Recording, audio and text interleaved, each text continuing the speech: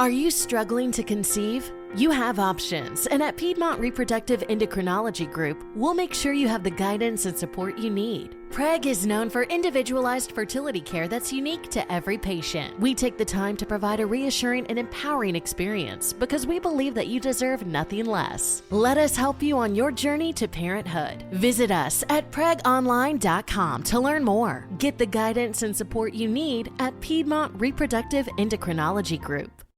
New on Curiosity Stream, we've walked with dinosaurs. We've explored our prehistoric planet, and we were always told the same story.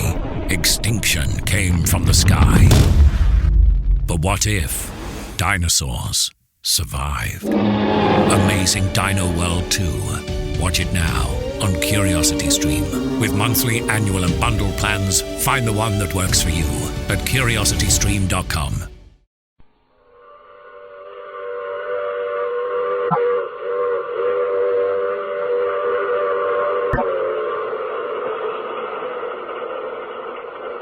The Mutual Broadcasting System presents The Mysterious Traveler, written, produced, and directed by Robert A. Arthur and David Cullen, starring two of radio's foremost personalities, Lennon and Adventure, in Christmas Story.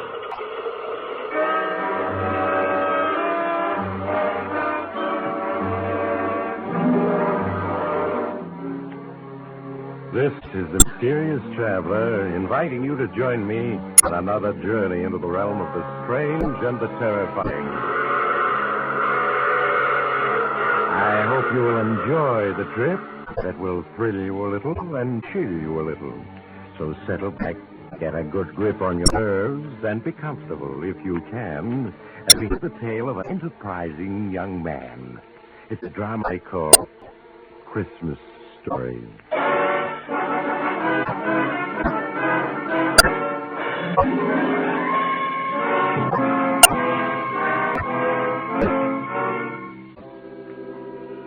The name is Steve Farrell, and I've just gotten through playing Santa Claus. Yeah, you're looking at a guy who really played the hill. It all started last month in Seattle. I was out of a job and down to my last few bucks.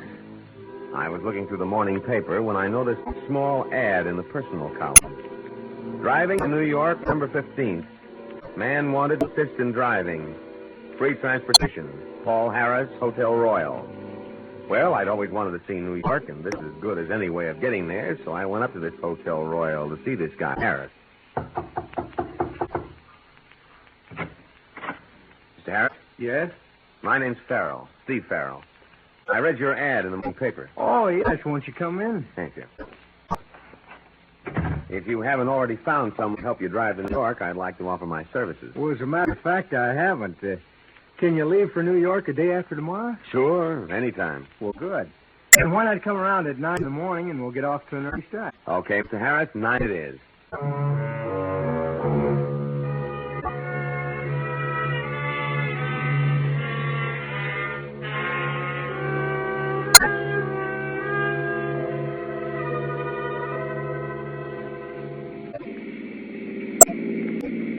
You know when you're tired driving, Mr. Harris, and I'll take over. Thanks, you will.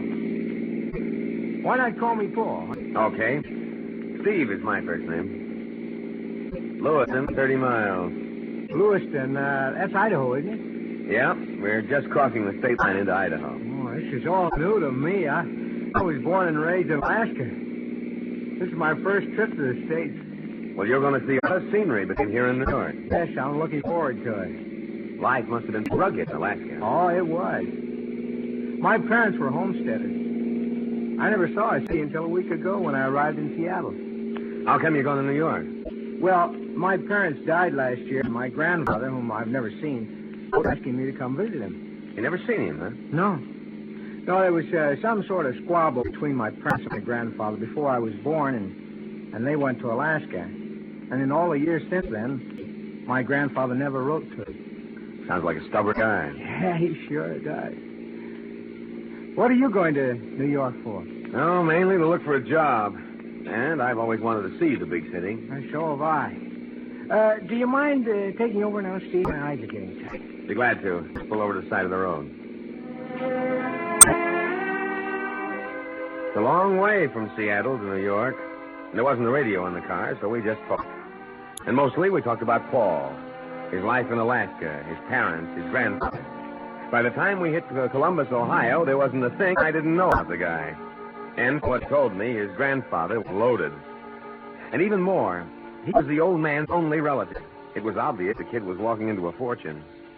Yeah, some guy had all the luck. So these are the Allegheny Mountains. Yeah. You better take it easy, Paul. The road's a little slippery. Okay. How much further to New York? 250 miles. It's getting dark. You better stop for the night. Tourist car. All right.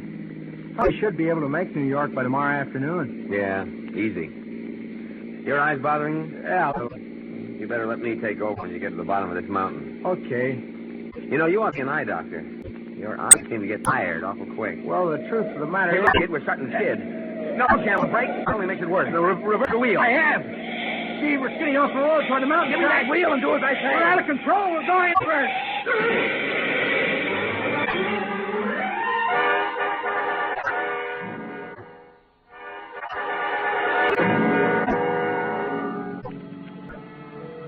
When I regained consciousness, I was lying a few feet from the car. We'd rolled 300 feet down the side of the mountain, and the car was completely wrecked. I crawled my feet and felt for broken bones. Other than a bad gash on my head and a mass of bruises, I was okay. I limped the few feet to the overturned car and in. Paul was still behind the wheel. Even before I reached for his pulse, I had a feeling he was dead. Paul's luck had run out. He'd never see all that dough that was waiting for him in New York. Yeah, it was then that it came to me. I hadn't wished the guy dead, but now that he was, and nobody in the States knew Paul or what he looked like, and on the other hand, I knew everything about him, well, it was a gamble, all right, but there was a fortune in the kitty. I went to work switching our clothes and all identification. Finished, a state police patrol car came along the mountain road and spotted the wreck. They took me to headquarters, where I made a complete statement. A couple of hours later, I grabbed a train for New York.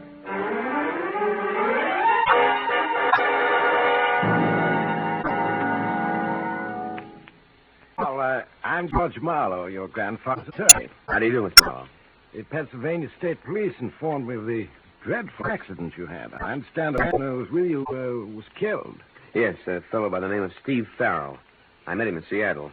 He assisted me with the driving. It's bad, but thank heavens it wasn't you. It would have been your grandfather's death blow.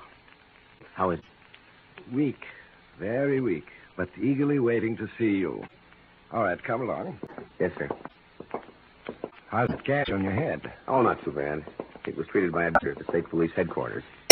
You can only spend a few minutes with your grandfather, and excitement must be avoided by all means.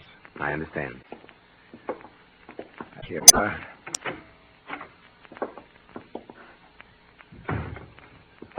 How is he, Joan? He's much better this afternoon. Joan, this is Paul Harris. Paul Joan Dietrich, your grandfather's nurse. How do you do? Hello. Paul. Is that you, Paul?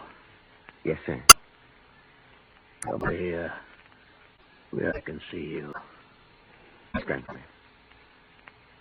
So, you're Paul, my grandson. Yes, sir. Sit down by my bed and let me look at you. All right, grandfather. You don't look like your mother.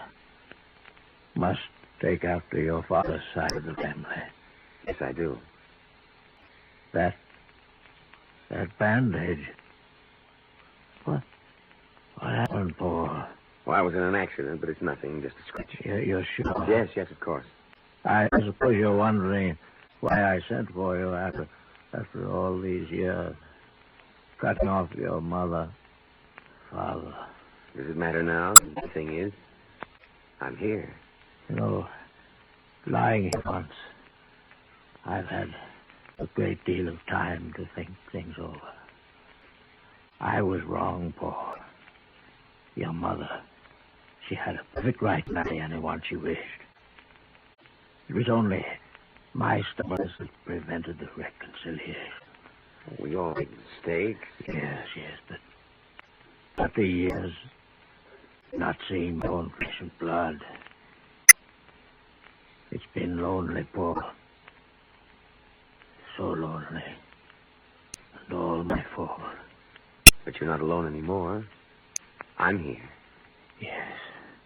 Yes, Paul, yes.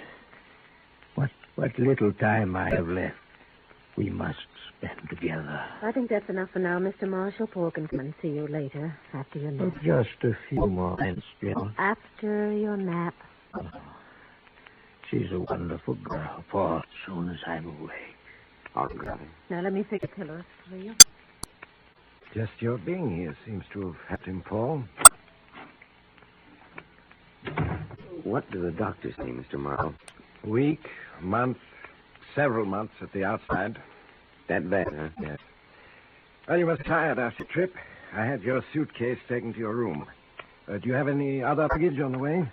There's a small truck coming, but it won't be here for weeks. If you need any money, just let me know. Your grandfather's placed a considerable sum at your disposal. Thanks. But I've got 2,000 left of the 5,000 he sent me. Very well, Paul. Remember, if there's anything at all you want, just let me know.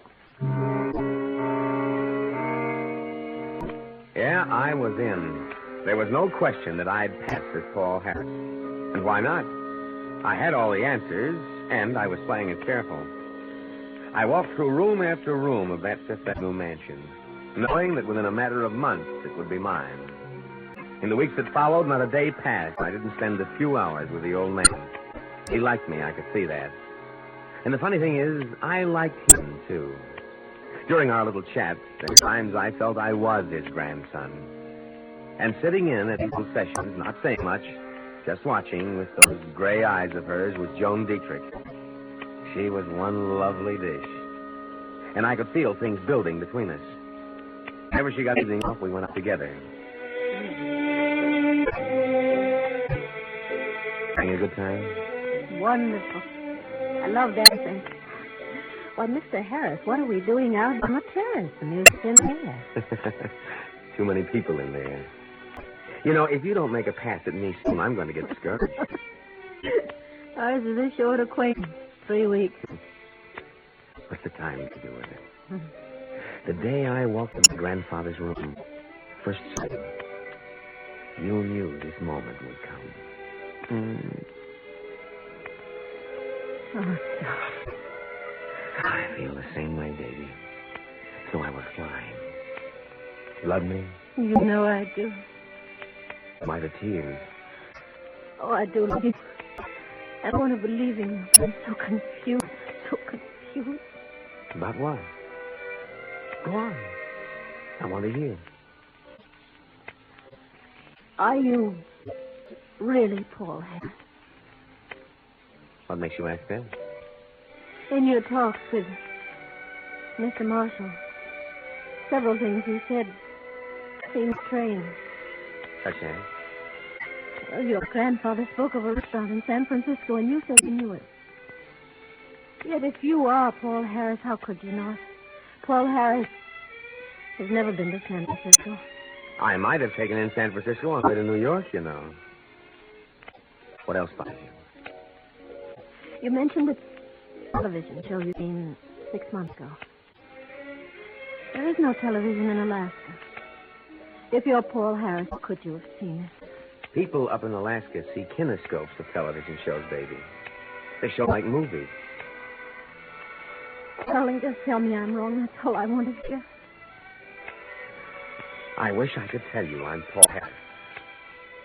But I'm not. You're not? No. The name is Farrell. Steve Farrell.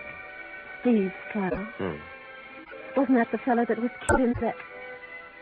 It was Paul Harris who was killed. You changed the ticket. Yes. Oh, how could you? How could you? I was tired of being broke, of going from one lousy job to another. I saw a chance to grab a fortune and took it. What are you going to do? I should go to the police. I can't. Mr. Marshall thinks you're his grandson. He's extremely fond of you. If the truth were to come out, I'd kill him. Is that the only reason you can't go to the police? Oh, Steve, what are we going to do? Nothing. Nothing. That's right. I'm going on being Paul Harris until the old man dies. Then I'm taking the estate. You can't, Steve. You can't. Why not? While the old man's alive, I'm making him happy. If I get his estate when he dies, who loses by it? It isn't as though he has other relatives. Why shouldn't I get it? Oh, it's wrong, Steve. It's wrong. It's wrong only if you're caught, baby. Only if you're caught.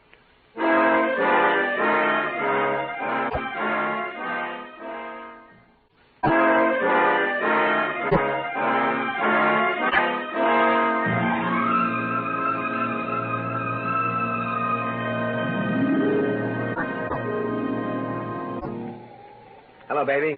What you doing up here on the roof? Just getting a little fresh air while Mr. Marshall sleeps. How is he? He can't last more than a few days. Who you crying for? The old man? Or me?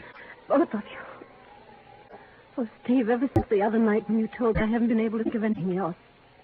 It's wrong, Steve. It's so wrong. Who am I hurting if I get the estate? I deserve it if anyone does. At least I'm making the old man happy in his last hours. What if you're caught? Do you realize they'd send you to prison? That's the chances you take, babe. Besides, you're going to get wise to me. There's Mr. Marlowe, and he's nobody's fool. Just one little slip, Steve, and he'll be on to you. Marlowe's a sharp citizen, all right, but I don't intend to make that one slip. Oh. Someone's coming up onto the roof. Hello, you two. Thought I'd find you up here. Hello? How are you, Mr. Marlowe? Well, thank you. I understand Mr. Marshall's asleep. Yes, I left Mrs. Walker to look after him. He should be waiting soon. Maybe we better go down. My grandfather and... Oh! What's the matter? Something in your eye, Paul? Yes, it's a cinder. Left eye, huh? Yes. Well, stop rubbing it. Your handkerchief over it. That's it. Stings like the devil. Go on over and sit on a chair, and I'll try to take it out for you. You want me to assist you to the chair? No, I can still walk.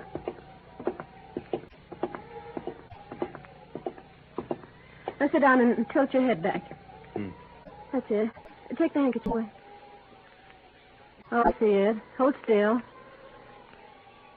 There. I got it. Thanks, John. I think we'd better go down now. Yeah, okay. You coming, Mr. Marlowe? What? Oh, yes. I'm coming.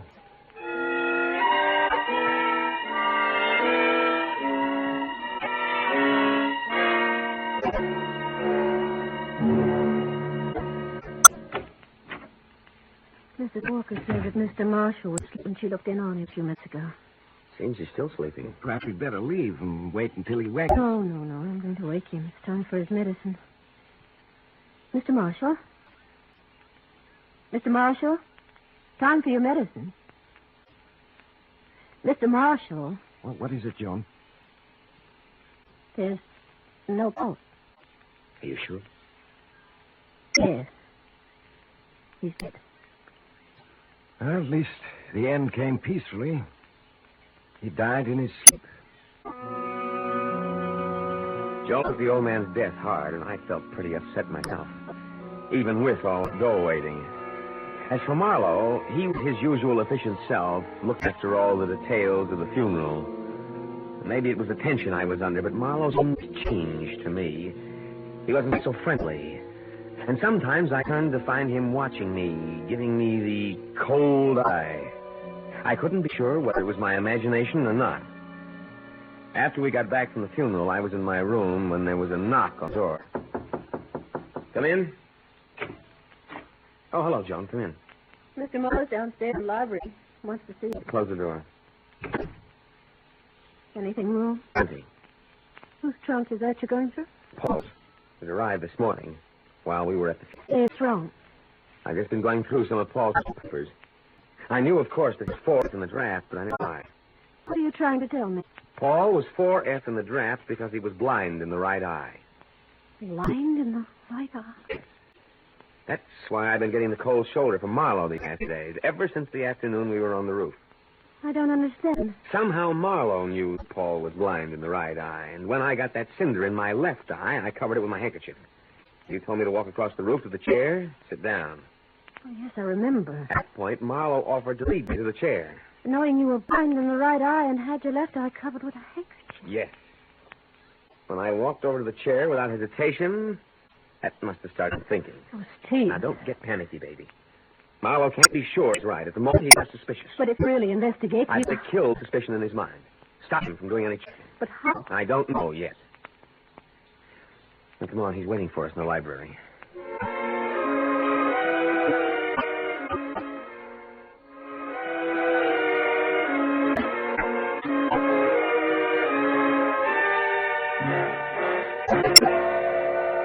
Sorry to have kept you waiting, Mr. Marlowe. That's quite all right. If you'll excuse me, No, I'll... Joan, don't go. No reason why you should hear what I have to say. Tomorrow, Christmas Day, I'll officially read Mr. Marshall's will. Sir, I don't think I'm violating a trust in telling you the contents of the will. Weeks ago, Mr. Marshall had me draw up a new will, leaving his entire estate to you, Paul. He was quite taken by you and felt that you were a credit to his name. What crying, Joan? Nothing. As administrator of Mr. Marshall's will, it is my duty to see to it that the heirs, or heir, receive their just inheritances.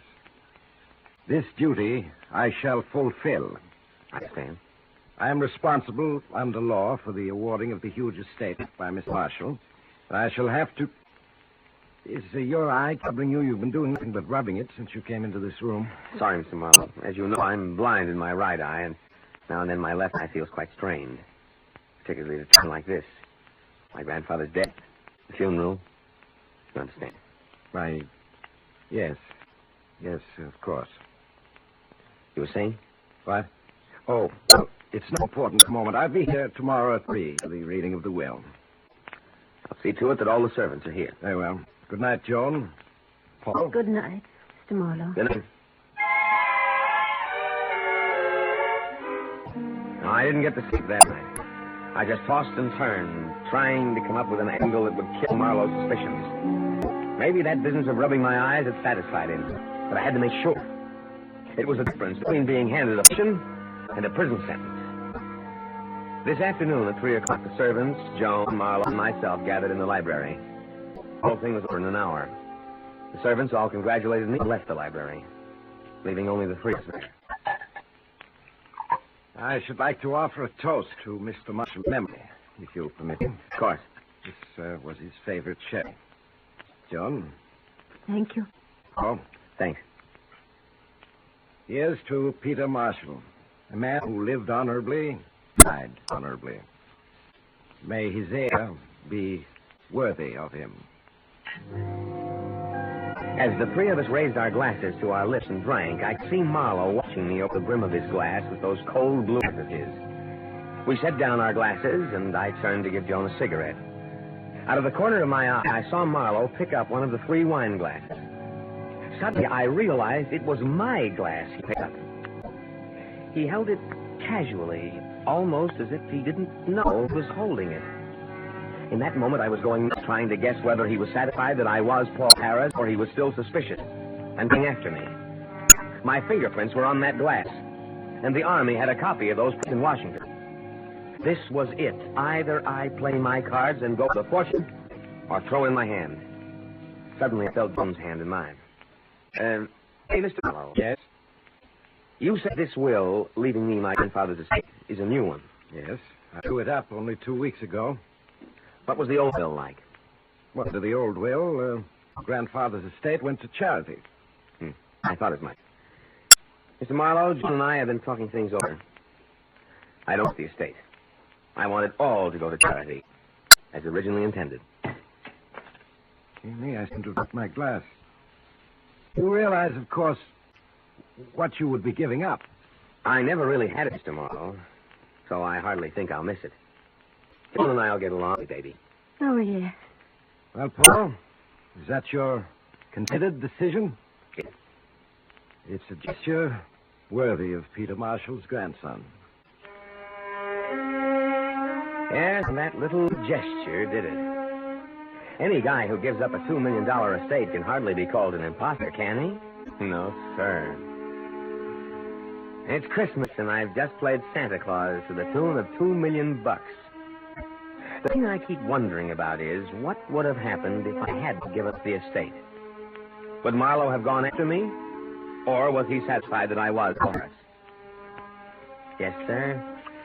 That little puzzle is going to give me plenty of thought for a long time to come.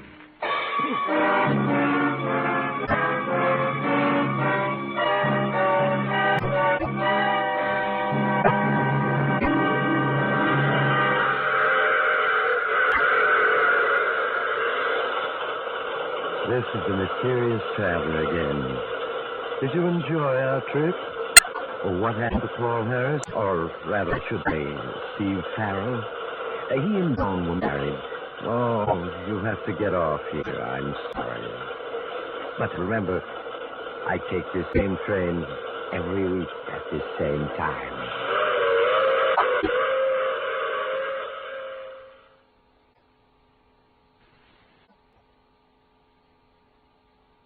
Hey guys, it is Ryan. I'm not sure if you know this about me, but I'm a bit of a fun fanatic when I can. I like to work, but I like fun too. It's a thing. And now the truth is out there. I can tell you about my favorite place to have fun. Chumba Casino. They have hundreds of social casino style games to choose from with new games released each week. You can play for free anytime, anywhere. And each day brings a new chance to collect daily bonuses. So join me in the fun. Sign up now at ChumbaCasino.com. No purchase necessary. VGW Group. Void where prohibited by law. See terms and conditions. 18+. Hello, it is Ryan, and we could all use an extra bright spot in our day, couldn't we? Just to make up for things like sitting in traffic, doing the dishes, counting your steps, you know, all the mundane stuff. That is why I'm such a big fan of Chumba Casino. Chumba Casino has all your favorite social casino-style games that you can play for free anytime, anywhere with daily bonuses. That should brighten your day a little.